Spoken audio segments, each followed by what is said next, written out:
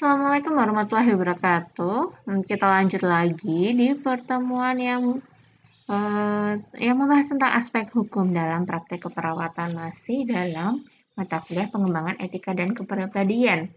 Kenapa kita juga harus belajar hukum? Karena pada dasarnya ya ada beberapa tindakan yang menyangkut dengan etika.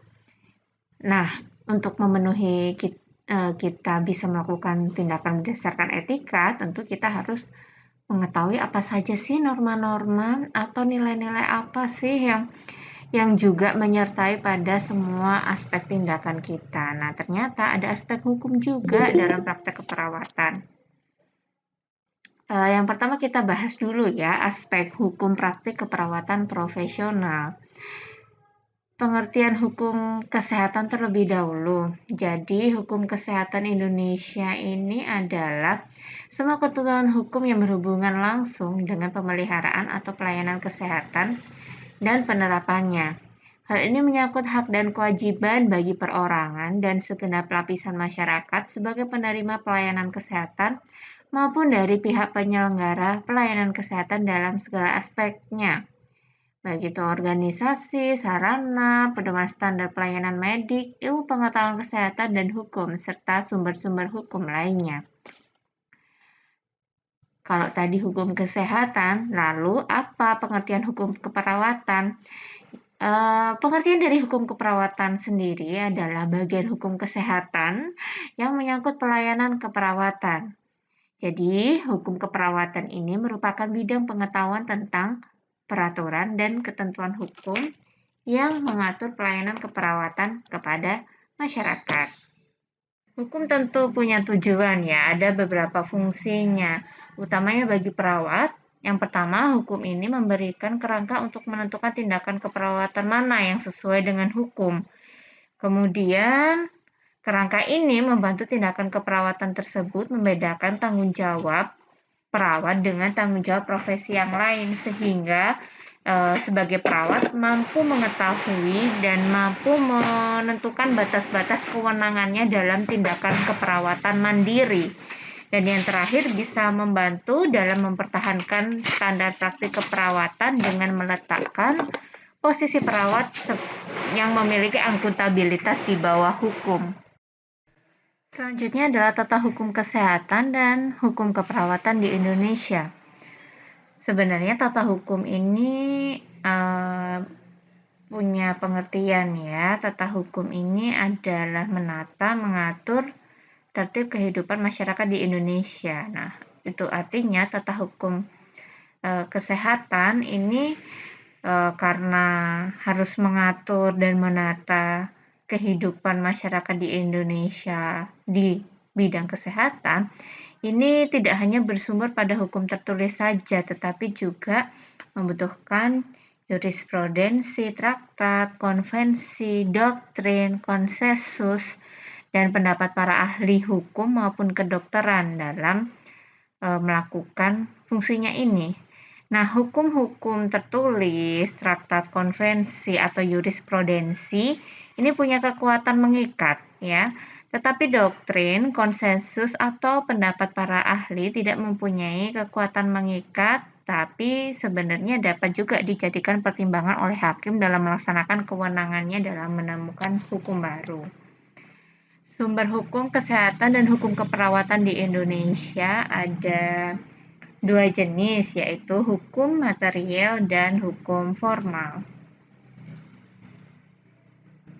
Sumber hukum material ini faktor-faktor yang turut menentukan isi hukum, misalnya hubungan sosial kemasyarakatan, kondisi atau struktur ekonomi, hubungan kekuatan politik, pandangan keagamaan, kesusilaan, dan banyak lagi. Sedangkan sumber hukum formal ini ya berarti tempat atau sumber dari peraturan memperoleh kekuatan hukum. Yang termasuk sumber hukum formal contohnya adalah Undang-Undang Dasar, TAP MPR, Perpu, PP, peraturan pemerintah ya, kemudian Kepres, dan lain sebagainya yang ada di sini. Nah, sementara sumber hukum keperawatan yang perlu kita ketahui adalah Yang pertama, Undang-Undang Nomor 12 Tahun 2002 tentang Layanan Konsumen, kemudian Undang-Undang Nomor 36 Tahun 2009 tentang Kesehatan, kemudian Undang-Undang Nomor 36 Tahun 2014 tentang Tenaga Kesehatan, dan Undang-Undang Nomor 38 Tahun 2014 tentang Keperawatan. Cara-cara politik mempengaruhi kebijakan. Tentunya pada hukum ini kita tidak bisa terlepas dari politik ya. Nah, bagaimana sih cara politik mempengaruhi kebijakan? Nah, bisa seperti ini ya. Bisa melalui penguasa, melalui penguasa ini maksudnya ya pelaku pemegang kekuasaan. Nah, di sini politik yang digunakan untuk mempengaruhi kebijakan bisa bermacam-macam ya, bisa dengan membuat batasan kewenangan berdasarkan kebijakan yang dia buat, kemudian dapat juga membuat tuntutan, adanya jaminan hak asasi, kemudian banyak lagi ya. Intinya hal-hal tersebut bisa merumuskan tujuan secara bersama dan dicapai melalui usaha bersama dari orang-orang yang yang berada pada pemangku kebijakan ini. Ada beberapa langkah-langkah pembuatan kebijakan. Yang pertama ada dengan musyawarah. Nah, musyawarah ini melibatkan pihak terkait dengan kebijakan yang akan dibuat dan saling menyepakati aspek-aspek yang berhubungan dengan kebijakan. Contohnya, kebijakan tentang penerapan proses keperawatan di rumah sakit. Nah, misalkan asuhan keperawatan yang dibuat di rumah sakit A bisa jadi berbeda bentuknya dengan rumah sakit B. Nah, perbedaan ini sebenarnya tidak menghilangkan esensi dari proses keperawatan itu sendiri. Namun, biasanya musyawarah ini dilakukan untuk menyepakati ya, ada beberapa hal yang mungkin bisa lebih dilakukan secara efisien di rumah sakit A yang mana tidak bisa diterapkan di rumah sakit B ya. Kemudian bisa juga dilaksanakan musyawarah ini di organisasi profesi. Kemudian melibatkan unsur-unsur terkait dari rumah sakit yang menerapkan kebijakan-kebijakan terkait keperawatan. Ini bisa kita lakukan musyawarah. Caranya bagaimana sih? Ada 9 tahapan untuk melakukan musyawarah ini. Yang pertama, mengidentifikasi masalah yang terkait dengan penentuan kebijakan. Setelah mengetahui masalahnya, disepakatilah tujuan dari kebijakan yang akan ditentukan. Setelah itu kebijakan dibuat. Nah, setelah kebijakan dibuat, mulailah kita menentukan menilai kelemahan dan kekuatan yang dapat mendukung kebijakan tersebut. Kita juga menilai keuntungan dan kerugian apabila kebijakan tersebut diterapkan. Setelah itu membuat keputusan bersama tentang penerapan kebijakan tersebut, mensosialisasikan dan menerapkan kebijakan. Setelah penerapan tetap dinilai lagi kebijakan tersebut apakah sudah sesuai dengan tujuan yang disepakati di awal, sudah tercapai atau belum. Nah, melihat banyaknya tahapan untuk membuat kebijakan dengan musyawarah ini, ya pada intinya kita sebagai bagian yang termasuk dalam orang-orang yang terkena dampak dari kebijakan, ya berarti bisa banyak sebenarnya untuk memberikan masukan atau berperan dalam hal peningkatan kebijakan di masa yang akan datang. Ada juga cara ya yang bisa dilakukan untuk membuat kebijakan selanjutnya selain musyawarah, yaitu otonomi. Nah, otonomi ini dibuat oleh orang yang berkepentingan saja yang mempunyai kekuasaan atau kewenangan menetapkan kebijakan tersebut. Nah, di otonomi ini tidak melibatkan atau meminta kesepakatan dari pihak lain dalam prosesnya. Setelah kebijakan tersebut ditetapkan, baru disosialisasikan.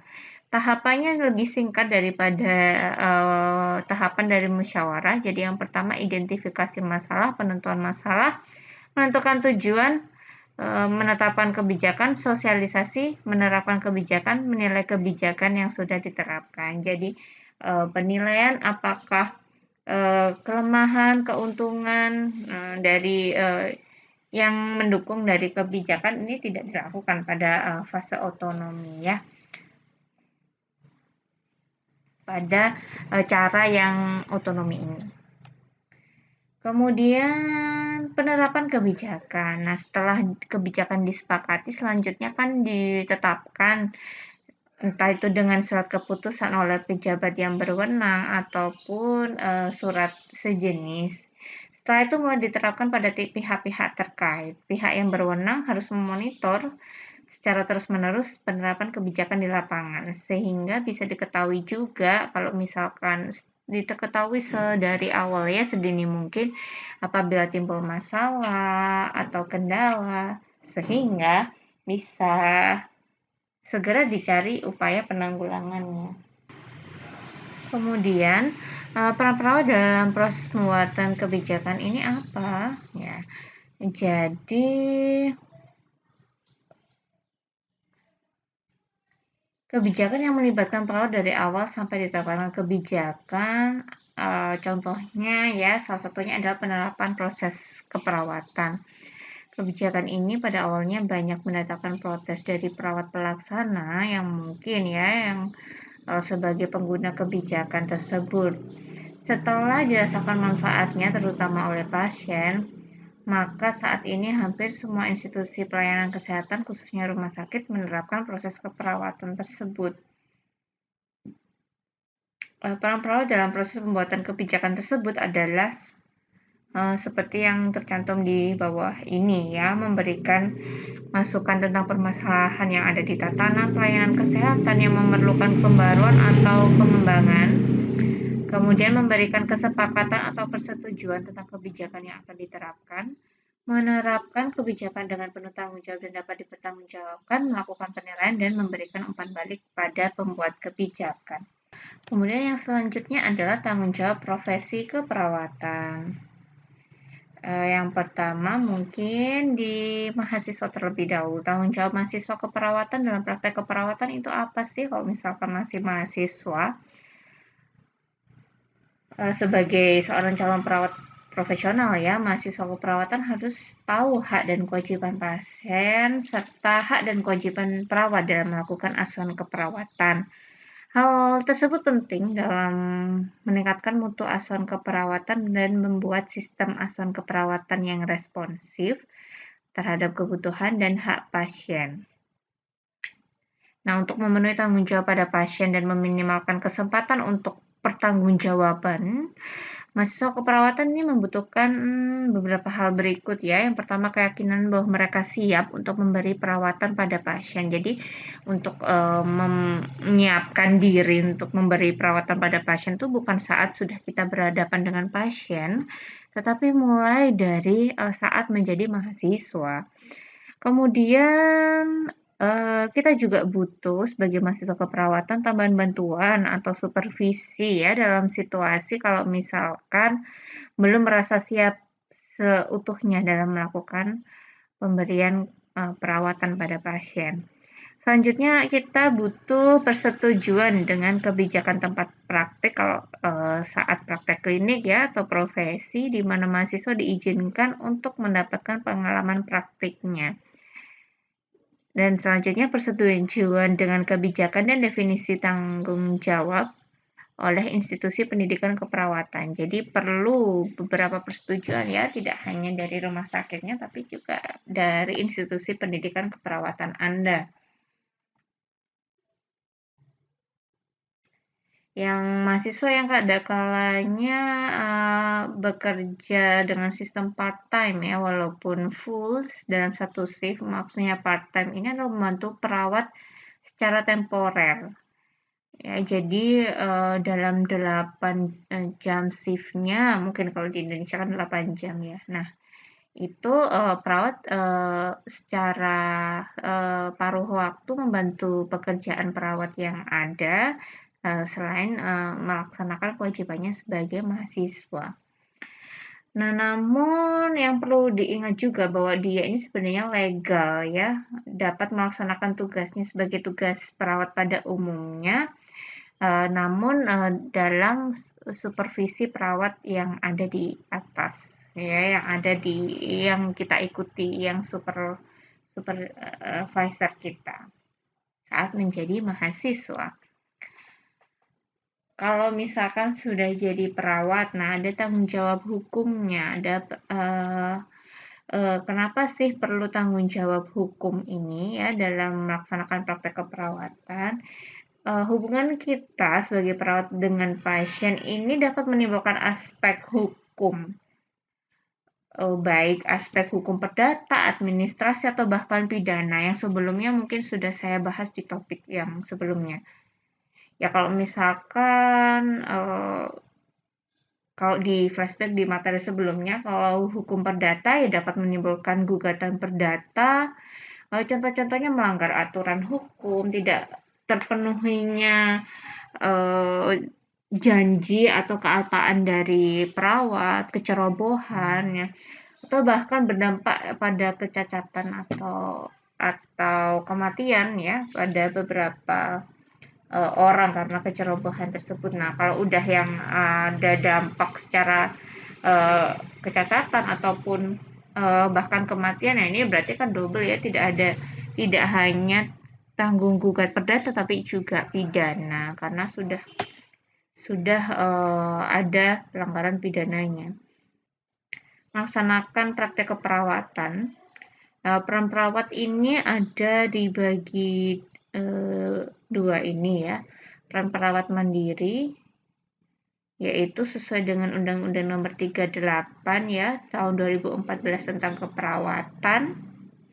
Itu menyebutkan kan perawat dapat melakukan praktik di fasilitas layanan kesehatan di luar praktek mandiri atau praktek mandiri ya, intinya perawat boleh loh untuk melakukan asuhan keperawatan secara mandiri, praktek mandiri. Nah, perawat di sini ya berasumsi ya mungkin ya ada peran yang expanded ya, jadi ada yang berlebih ya, ada penambahan peran di mana peran expanded ini meningkatkan tanggung jawab dia juga dari biasanya, mempunyai otonomi yang lebih besar. Ya biasanya perawat yang berperan dalam expanded role ini tidak hanya bekerja di satu tempat ya, misalkan di satu rumah sakit, tapi juga di praktek mandirinya sehingga dia juga mempunyai peranan juga dalam komunitas yang dia asuh. Selanjutnya peran perawat pendelegasian dalam praktek keperawatan. Jadi kan tidak semua kepekerjaan perawat itu dapat dilaksanakan perawat secara mandiri, diri sendiri, perawat itu sendiri. Ada beberapa tugas gitu ya yang perlu didelegasikan kepada perawat lain yang dianggap mampu melaksanakannya dengan baik. Nah, biasanya ini dilakukan juga, proses pendelegasian ini juga memberikan kesempatan ya untuk perawat lainnya yang lebih novice ya, yang lebih noob gitu ya kalau menurut bahasa anak zaman sekarang ya, yang belum berpengalaman ini bisa lebih terampil dengan memberikan kesempatan pengalaman tersebut. Namun ada hal-hal yang perlu diperhatikan pada saat pendelegasian. Jadi yang pertama, tugas yang didelegasikan tidak bersifat suatu kebijakan atau keputusan yang perlu diambil. Pendelegasian ini harus pada orang yang tepat dan dianggap mampu melaksanakan. Tugas harus jelas dan mudah dalam pelaksanaan, tugas tertulis dan dapat dipertanggungjawabkan. Nah, itu hal-hal yang perlu diperhatikan ya. Nah, setelah selesai mendelegasikan ya harus tetap dilakukan evaluasi untuk mengetahui apakah ada kendala ataukah ada yang bisa ditindaklanjuti gitu ya, bagaimana jalan keluar yang akan ditempuh bila ada kendala yang ditemui. Kemudian ada juga peran perawat kolaboratif. Ya, jadi seperti yang kita ketahui, perawat tidak melaksanakan tugasnya sendiri ya, seperti yang saya sampaikan tadi. Tetapi perawat selain dengan sejawat sesama perawat, tapi juga dengan tenaga kesehatan yang lain ya, butuh kerjasama dengan tenaga kesehatan yang lain. Ini artinya perawat melakukan perannya secara kolaboratif. Misalnya bekerja sama dengan dokter, ahli gizi, misalkan. Kalau dokter dalam pemberian medikasi atau terapi medis, ahli gizi dalam menentukan menu makanan atau diet pasien sesuai dengan penyakitnya. Berkolaborasi dengan fisioterapis dalam membantu pasien yang membutuhkan mobilisasi atau ambulasi. Juga bisa juga dengan psikolog kalau misalkan membutuhkan bantuan untuk memberikan terapi psikologis ya, baik itu pasien dan keluarga yang mempunyai masalah psikologis. Selain itu ada juga tenaga kesehatan lainnya ya, karena kita semakin tahun juga semakin banyak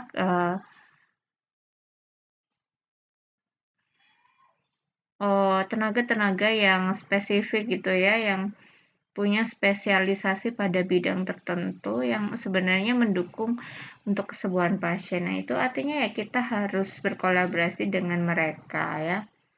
Misalkan ada terapis wicara. Nah, kalau misalkan terapis wicara berarti kita bisa melakukan kolaborasi dengannya kalau misalkan menemui pasien dengan masalah gangguan bicara karena berbagai faktor gitu. Dan juga okupasi terapi. Nah, ini kalau misalkan ada pasien yang mengalami kecacatan, jadi membutuhkan misalkan pembuatan tangan atau kaki palsu. Nah, ini bisa dengan ortotik prostetik ya. Ada banyak-banyak tenaga ahli ya yang bisa kita ajak untuk melakukan kolaborasi saat ini.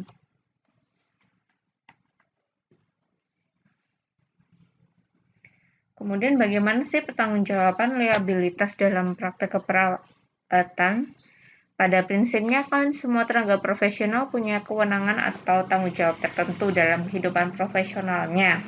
Namun itu artinya ya tidak terlepas dari resiko untuk membuat kesalahan. Ya kalau sudah membuat kesalahan kan bisa berakhir juga dengan pengajuan tuntutan ya, ada kemungkinan dituntut.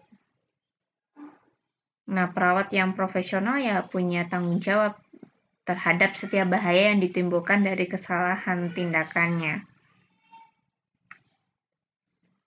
Kan kalau sudah seperti itu ya untuk mencegah terjadinya malpraktik ya supaya tidak ada pertanggungjawaban ini ya menurut pasal tahun 1995 ada beberapa pedoman yang bisa kita gunakan gitu ya untuk mencegah terjadinya malpraktik. Yang pertama, berikan kasih sayang pada pasien sebagaimana perawat mengasihi dirinya sendiri. Jadi ya kita layani pasien dan keluarga dengan jujur dan penuh rasa hormat seperti halnya kita ingin dihormati dan diberikan layanan secara penuh gitu ya.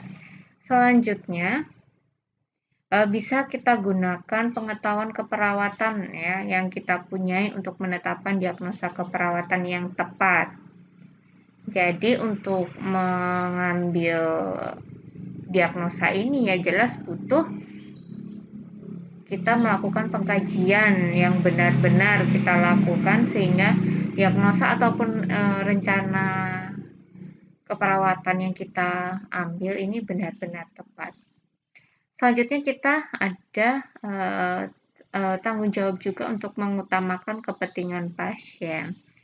Jika tim kesehatan lain ragu-ragu terhadap tindakan yang akan dilakukan atau kurang merespon terhadap perubahan kondisi pasien, nah kita bisa diskusikan bersama dengan tim keperawatan ya yang lainnya, perawat yang lainnya guna memberi masukan yang diperlukan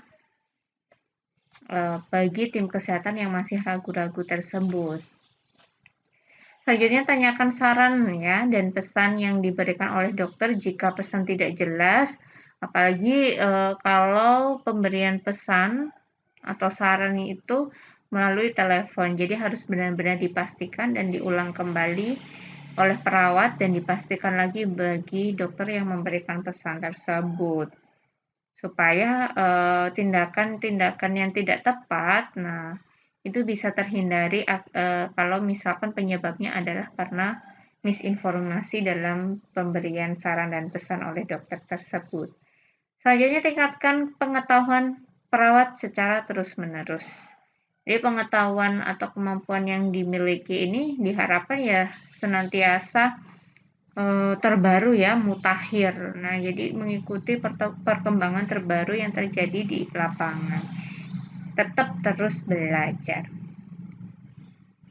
Kita juga punya kewajiban gitu ya, pelaksanaan asuhan keperawatan berdasarkan model proses keperawatan.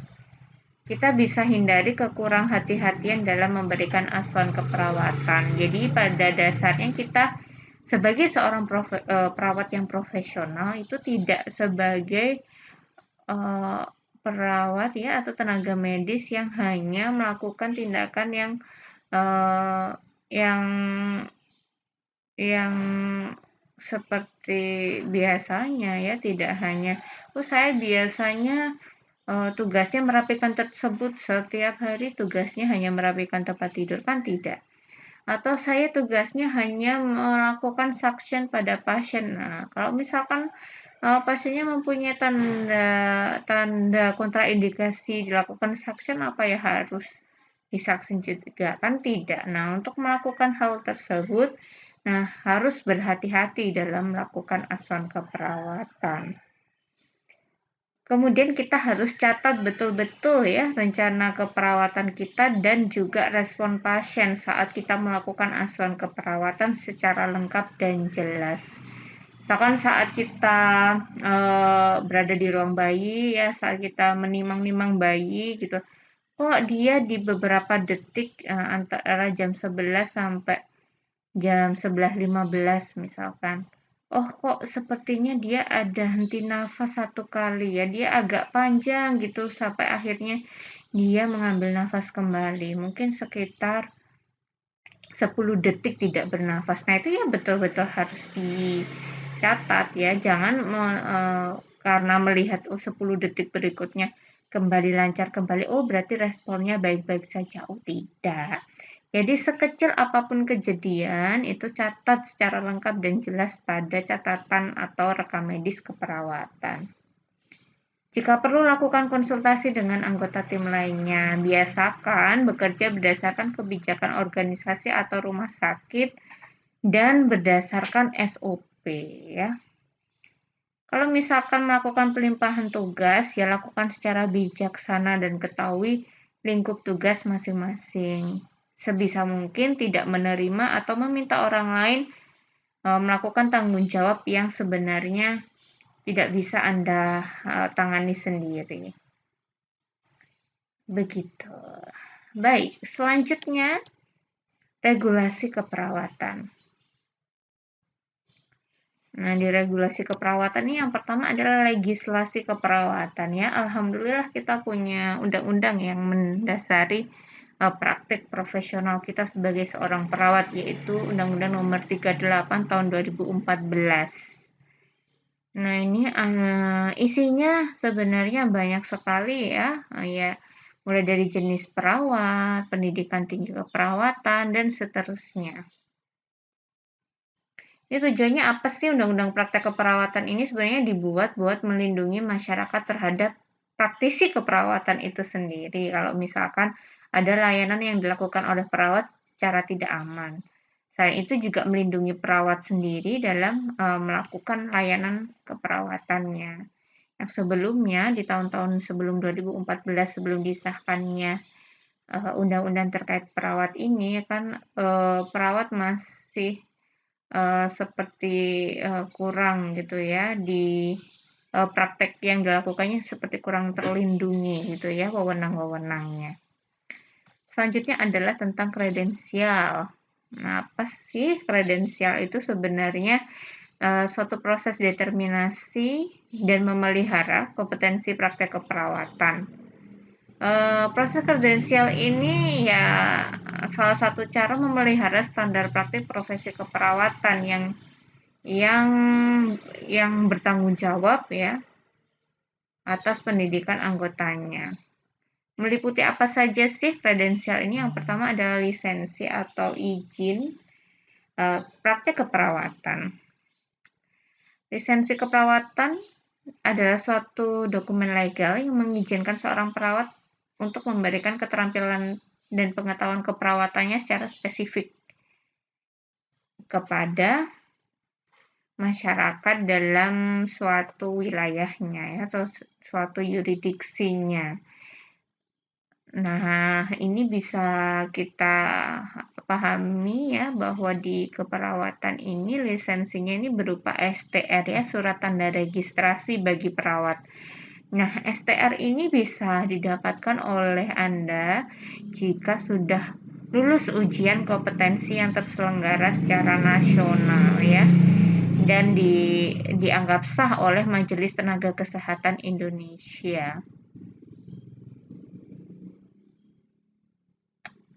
Selama belum mempunyai STR, maka perawat ini tidak dapat bekerja di area keperawatan. Nah, kalau misalkan sudah punya STR, ada lanjutannya yaitu mengurus SIPP, Surat Izin Praktek Perawat ya. Dinas Kesehatan setempat ini fungsinya adalah kalau misalkan si perawat tersebut melakukan praktek mandiri di luar institusi tempat bekerja dia yang utama. Selanjutnya ya ada namanya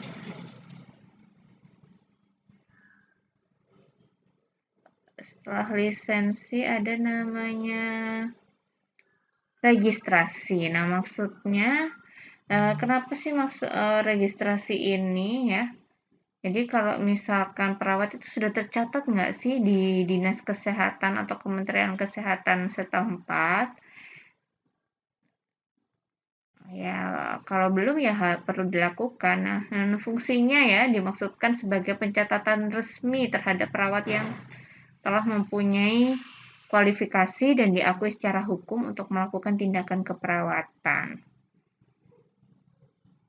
Registrasi ini ada dua jenis ya, registrasi awal kalau misalkan sudah lulus pendidikan keperawatan, kemudian mengikuti uji kompetensi dan dinyatakan lulus uji kompetensi. Nah, kalau sudah terregistrasi dan dengan memperoleh STR yang diperbarui lagi selama 5 tahun, nah kita melakukan registrasi ulang ya dengan menggunakan 25 kredit yang diperoleh dari berbagai kegiatan ilmiah.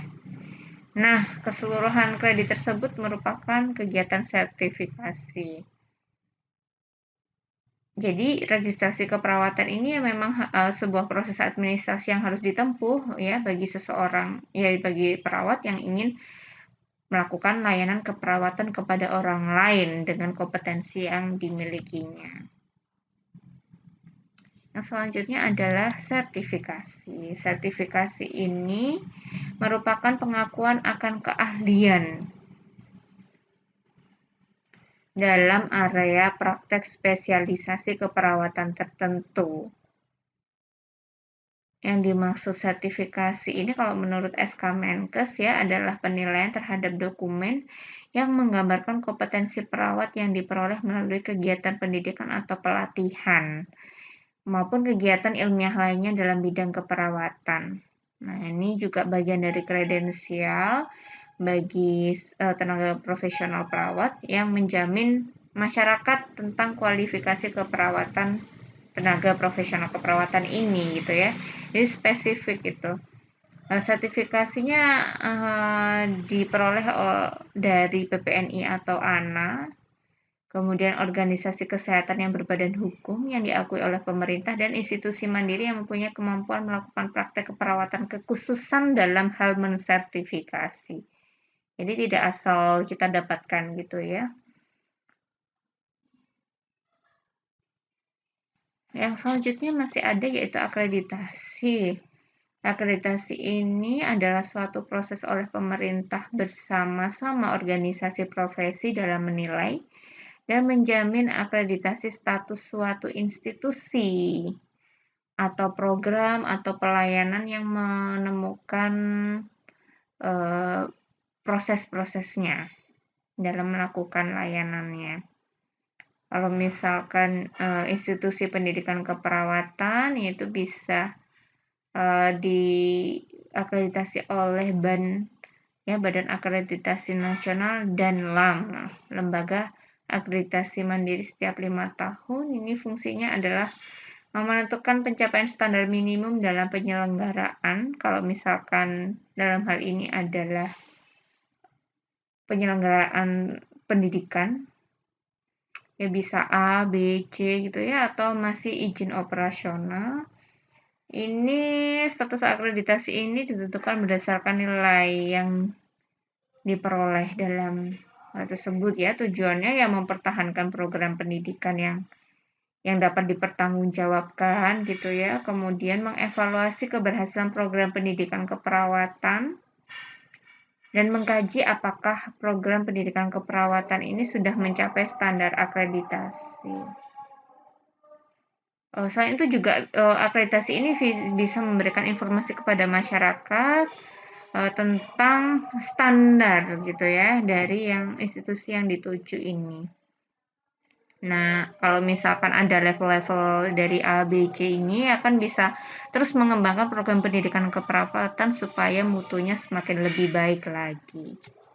Selanjutnya adalah isu legal dan tantangan dalam praktek keperawatan profesional. Jadi yang seperti yang sebelumnya mungkin sudah saya bahas ya, ada beberapa isu yang berhubungan dengan praktek keperawatan profesional. Yang pertama adalah eutanasia. Jadi eutanasia ini adalah dengan sengaja tidak melakukan sesuatu untuk memperpanjang hidup seorang pasien atau sengaja melakukan sesuatu untuk memperpendek hidup atau mengakhiri hidup seorang pasien, dan ini dilakukan untuk kepentingan pasien sendiri. Ada beberapa jenis eutanasia ya sebenarnya, ada yang aktif sama pasif. Ini kalau misalkan eutanasia pasif ini menghentikan segala tindakan atau pengobatan yang perlu untuk mempertahankan hidup manusia. Misalkan contohnya nih pasiennya butuh oksigen, nah ini kan butuh ya, tapi nggak diberikan ya, padahal ada. Nah, itu namanya eutanasia pasif. Sementara eutanasia aktif adalah perbuatan yang dilakukan secara medik melalui intervensi seorang dokter ya, dengan tujuan mengakhiri hidup manusia. Bisa juga yang eutanasia aktif itu ada yang direct sama indirect. Kalau yang direct atau langsung ini tindakan mediknya secara terarah yang diperhitungkan akan mengakhiri hidup. Kalau aktif tapi indirect ini kalau misalkan dokternya atau nakesnya gitu ya tidak melakukan tindakan yang meringankan penderitaan pasien, padahal tahu gitu ya hal tersebut dapat mengakhiri hidup pasien atau memperpendek hidup pasien.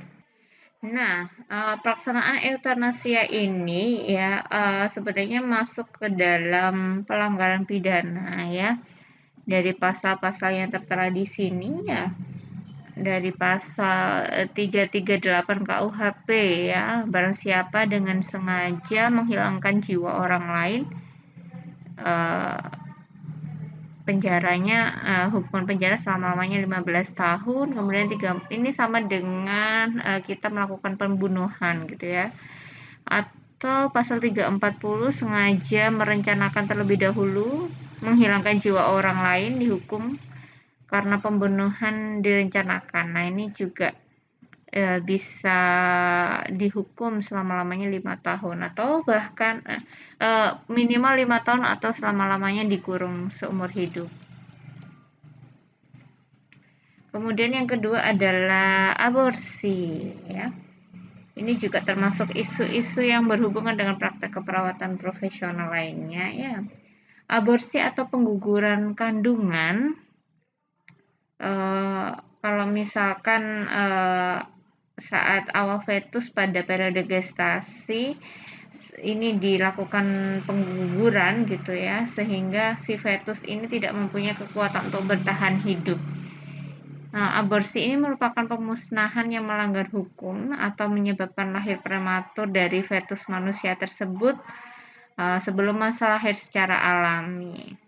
Ada beberapa pendapat sih ya sebenarnya terkait aborsi ini.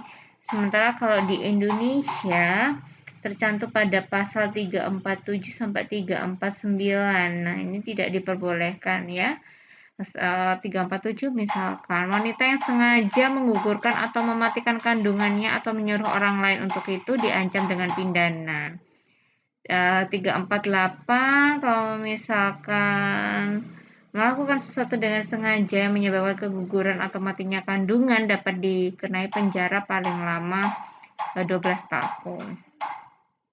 Kemudian bagi dokter, atau bidan, atau juru obat, atau perawat sekalipun, ini juga dalam Undang-Undang Kesehatan Nomor 36 Tahun 2009, ini juga disebutkan kalau misalkan melakukan aborsi ini tidak sesuai dengan ketentuan yang dimaksud pada pasal tersebut dan dipidana paling lama 10 tahun dengan denda paling banyak 1 miliar rupiah. Jadi harus berhati-hati dengan isu yang berhubungan dengan aborsi ini ya. Kemudian yang selanjutnya adalah informed consent. Nah, informed consent juga jadi isu juga ya. Informed consent seperti halnya yang kita ketahui bersama atau persetujuan tindakan ya oleh pasien ya untuk menerima suatu tindakan atau prosedur setelah mendapatkan informasi yang lengkap termasuk resiko tindakan dan kenyataan yang berhubungan dengan tindakan yang disediakan oleh dokter atau perawat. Nah, kalau misalkan melakukan informed consent ini, dokter dan perawat harus jujur. Apabila ada alternatif lain, ya harus dijelaskan. Kemudian resiko yang melekat terhadap masing-masing tindakan itu juga harus dijelaskan sejelas-jelasnya dan sejujur-jujurnya. Ada beberapa bentuk informed consent yang bisa diberikan ya. Ada yang bentuknya secara lisan, tertulis, tersirat, atau dianggap diberikan. Ini kalau misalkan dalam keadaan yang emergensi ya atau gawat darurat. Nah, fungsi informed consent ini adalah sebenarnya memenuhi hak dari otonomi perorangan pasien atau keluarga bahwa setiap pasien ya itu boleh untuk melakukan boleh untuk secara sadar untuk memilih tindakan apapun. Namun dengan informed consent ini bisa didapatkan informasi yang lebih jelas terhadap masing-masing tindakan dan akhirnya ya dapat terproteksi ya dari baik dari sisi dokter perawat ataupun pasien itu sendiri dengan adanya informed consent ini. Kemudian informed consent ini juga mencegah terjadinya penipuan atau paksaan terhadap tindakan medis yang diambil. Dan banyak lagi ya. Sebenarnya makna informed consent ini adalah selain persetujuan juga ada informasi dan juga penolakan. Jadi boleh kalau misalkan setelah diberikan informasi orang ini pasien ini tidak setuju atau bahkan menolak itu dibolehkan ya. Jadi memang tidak mengandung semua tindakan yang kita berikan tidak boleh mengandung paksaan, apalagi penipuan ya. Yang sedang marak sekarang ini kan kalau misalkan masuk ya kita dirawat ke rumah sakit nanti kita di COVID-kan. Nah, maksudnya di sini ternyata isu itu adalah hal yang salah ya. Maksud dari di COVID-kan ini ternyata ada informasi yang tidak diberikan secara utuh gitu ya. Jadi mungkin sambil juga perlu kalian ketahui juga kalau misalkan kita ke rumah sakit dengan kondisi saat ini kita tidak tahu ya karena kita keterbatasan segala macamnya keterbatasan dari tenaga, alat-alat medis dan juga alat untuk diagnostik untuk melihat ada apakah pasien ini COVID atau tidak kan juga terbatas. Sehingga saat kita masuk ke dalam rumah sakit dengan gejala apapun itu, walaupun tidak mengarah ke COVID, maka akan diberikan surat persetujuan bahwa akan menerima resiko kalau misalkan tertular COVID, bukan di-COVID-kan ya. Begitu juga keluarga yang mengantar, kalau misalkan memaksa untuk menemani dan mengantar dari pasien yang bersangkutan, ya berarti menyetujui bahwa beresiko tertular dari COVID karena kondisi pandemi yang sedang pada peak season-nya saat ini gitu ya. Kalau misalkan tidak bersedia, jadi kan kita kan wajib, pasien itu wajib memberikan informasi terlebih dahulu. Tidak bersedia dan menolak, ya berarti kita serahkan segala resiko yang diberikan yang atas pilihan tindakan dari pasien ataupun keluarga tersebut pada yang bersangkutan, dengan tetap harus menandatangani form yang menunjukkan bahwa dia sudah menolak tindakan setelah diberikan informasi yang diberikan. Begitu. Dan yang terakhir adalah confidentiality, ya ini menjaga privasi atau rahasia klien, ya kita segala sesuatunya harus kita rahasiakan ya, baik itu penyakit terkait pengobatan ya, segala sesuatunya itu harus mendapatkan izin dari klien. Namun demikian, komitmen perawat ini juga tetap harus ada batasannya ya. Kalau misalkan privasi dan kerahasiaan pasien ini ya sesuai kode etik keperawatan, kalau misalkan dimintai keterangan dalam pengadilan ya tetap boleh gitu ya, kita buka. Nah, tapi kalau misalkan tidak ya berarti kita tidak boleh menyebarluaskan. Nah, contoh yang terkait COVID lagi-lagi ya, dari mungkin di saat ini kalau misalkan kita sebagai perawat itu benar-benar dilarang ya melakukan tindakan, baik pasien atau keluarga ataupun tenaga medis itu sendiri itu tidak boleh gitu ya merekam gitu ya atau memfoto gambar-gambar yang sebenarnya privasi dari klien. Klien itu kita harus asumsikan tidak semuanya mempunyai pengetahuan atau informasi yang cukup terkait COVID. Kalau misalkan dia dalam kondisi saat ini ternyata memperlihatkan sesuatu yang menurut nakesnya, menurut perawatnya, ini tuh suatu hal yang sebenarnya pengabaian protokol kesehatan atau sebenarnya dia ini tidak tepat ya untuk memaki-maki atau melakukan apa ya, kekerasan gitu, tindak kekerasan pada saat di UGD misalkan. Nah, itu tuh hal yang privacy ya bagi klien ya. Kalau misalkan di ranah hukum, di rumah sakit ada CCTV silahkan untuk dibuka, tapi bukan berarti hasil rekaman tersebut disebarluaskan sebagai hal yang akhirnya mengolok-olok pasien atau keluarga yang sebenarnya pada situasi psikologis yang sebenarnya tidak pada kondisi yang baik ya. Tetap harus dijaga privasi dan rahasianya apapun kondisi pasien tersebut, kecuali memang pasien bersedia untuk diambil gambar ataupun rekaman video atau suaranya, atau memang kita dimintai oleh pengadilan untuk bersaksi. Nah, tantangannya apa sih? Tantangan dan tuntutan profesi keperawatan dalam pelayanan saat ini ya, di era globalisasi ini ya. Jadi di era globalisasi ini ya terjadi pergeseran pola masyarakat juga ya. Mungkin dahulunya masyarakat di Indonesia ini agrikultural ya, masyarakat penduduknya sebagai petani. Nah, saat ini tidak ya, jadi menjadi masyarakat industri ya, yang dulunya mungkin masyarakat tradisional semakin berkembang menjadi masyarakat yang maju. Begitu juga kesehatan. Yang dulu mungkin penyakit-penyakit yang berkembang ini ya penyakit-penyakit yang berhubungan dengan kemiskinan ya, infeksi, kurang gizi, kemudian pemukiman yang tidak sehat. Nah, kemudian kalau sekarang kan yang enggak ya, yang lebih banyak adalah AIDS gitu ya, penyakit masalah yang menjadi masalah global sampai saat ini ya, kemudian flu ya, TBC, SARS, masalah-masalah penyakit infeksi pernafasan, dan saat ini adalah COVID. Kemudian kita masih juga banyak PR terkait angka kematian ibu dan bayi.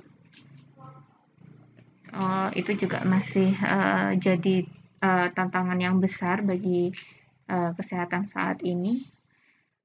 Kalau dulu mungkin umur harapan hidupnya mungkin usia 60 tahun, 70 tahun. Nah, dengan berkembangnya dan semakin modernnya masyarakat dan makin mengerti dengan kesehatan, mungkin beberapa semakin meningkat.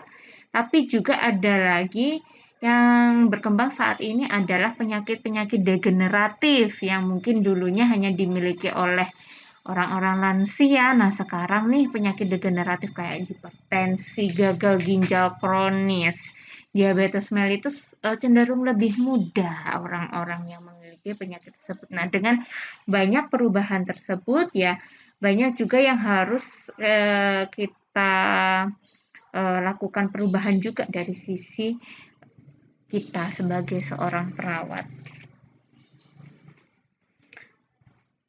Apa sih yang harus kita rubah ya supaya masyarakat ini bisa terjaga kesehatannya, atau kalau bisa lebih sehat ya perawatnya sebagai orang-orang yang ada di layanan kesehatan ya harus semakin bermutu dan semakin kritis dengan kondisi saat ini.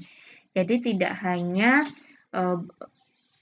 puas dengan hal-hal yang sudah dimiliki, yang didapatkan di waktu pendidikan sebelumnya, tapi dengan kondisi yang sudah berubah juga harus tetap makin banyak belajar, juga makin berubah. Jadi berpikir kritis bagi seorang perawat dan belajar bagi seorang perawat ini harus berlangsung secara seumur hidup perawat ya.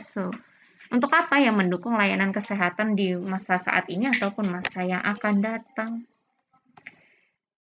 Nah, itu artinya berarti harus berkembang juga dong teknologinya ya, tidak hanya ilmu pengetahuan ya. Jadi spesifikasi kemampuan kita ini ya harus semakin meningkat, penelitiannya kalau bisa sih tidak hanya memanfaatkan dari ilmu pengetahuan, tapi juga memastikan bahwa ilmu pengetahuan tersebut sesuai dengan masyarakat ya. Apakah masyarakat ini bisa mengadopsi ilmu pengetahuan yang kita berikan? Sosial budaya yang ada di masyarakat kita di Indonesia ini menerima enggak dengan ilmu pengetahuan tersebut ya. Kalau misalkan itu beresiko terjadinya gesekan, maka kita ya dituntut untuk memberikan yang penggantinya ya pengganti dari ilmu pengetahuan yang ada yang terjadi gesekan tersebut.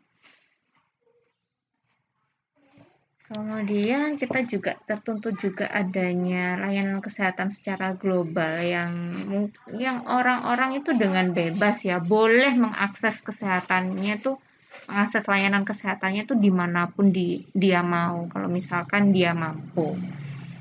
Nah, untuk kalangan yang ini ya contohnya yang saat ini tentang vaksinasi ya, orang menunggu vaksinasi di Indonesia ternyata cukup lama gitu ya cakupannya, sering habis atau saat mau vaksin ternyata malah di sana ada kerumunan yang menurut beberapa orang, nah saya malah tidak terjaga kesehatan saya kalau saya memaksakan diri di kerumunan untuk ikut vaksin tersebut. Maka orang tersebut mencari atau berusaha mencari vaksinasi nggak di Indonesia, di luar ya. Jadi beberapa negara ternyata yang lebih maju ya memang menggratiskan vaksin bagi semua orang, bahkan orang yang punya visa di sana gitu ya, nggak apa gitu kalau misalkan dia mau mengakses vaksin di negaranya walaupun bukan warga negara tersebut gitu ya. Jadi tuntutan profesi keperawatan ini ya tidak hanya sekedar sebagai peran pembantu aja nih ya. Jadi harus mulai berpikir juga, oh kalau begitu ya apa ya yang harus saya lakukan sebagai seorang perawat, melihat ternyata minat memakai jasa dari negara lain ini meningkat gitu ya, berarti harus meningkatkan lagi-lagi mutu dari diri seorang perawat tersebut ya, sebelum berusaha untuk meningkatkan layanan yang ada di institusi layanan masing-masing. Dan kalau bisa berperan juga dalam perkembangan ilmu pengetahuan dan teknologi. Jadi bukan hanya sebagai peran pembantu saja dalam layanan kesehatan.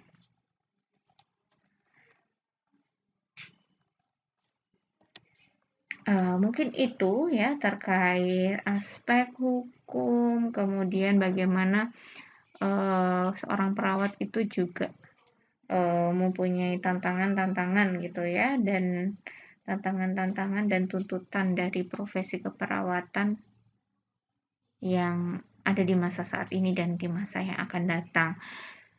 Mudah-mudahan bahasan kali ini bisa diterima dan dipahami dengan baik oleh kalian.